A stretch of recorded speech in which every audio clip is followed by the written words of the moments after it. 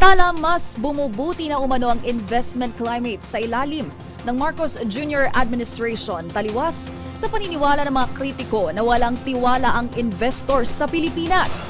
Ayon sa isang business tycoon, dahil sa maayos na framework ng administrasyon, ay mas business-friendly na ang bansa sa paningin ng mga foreign investor. Ang iba pang detalye, alamin sa ulat na ito. Pinabulaanan ng negosyante at bilyonaryong si Enrique Razon ang mga pahayag ng mga kritiko na wala na umanong tiwala ang mga investors sa Pilipinas at binabawi na raw ang kanilang mga pinuhunan sa bansa. Sa panayam sa kanya ni Anthony Taberna sa Through the Lens, ibinahagi ni Razon na malaking bagay ang pagpapatupad ng mga polisiya sa ilalim ng Administrasyong Marcos dahil napapadali nito ang pagtugon sa mga problema.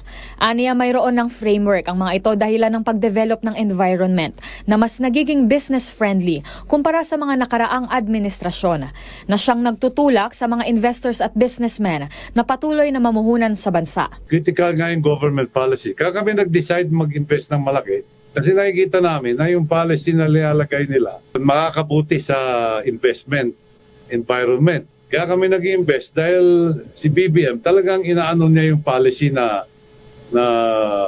tamang policy para magandang environment for investment. Ayon sa panayam, ang mga investments na ito ay makakatulong sa pagpapasigla ng ekonomiya ng Pilipinas. Ibinahagi naman ni Razon ang epekto nito lalo na sa sektor ng enerhiya. At ayon sa kanya, taon-taon inaasahan na makakaramdam ang mga consumer ng pagbaba sa singil ng kuryente. Maiiwasan na rin umano ang mga power outages.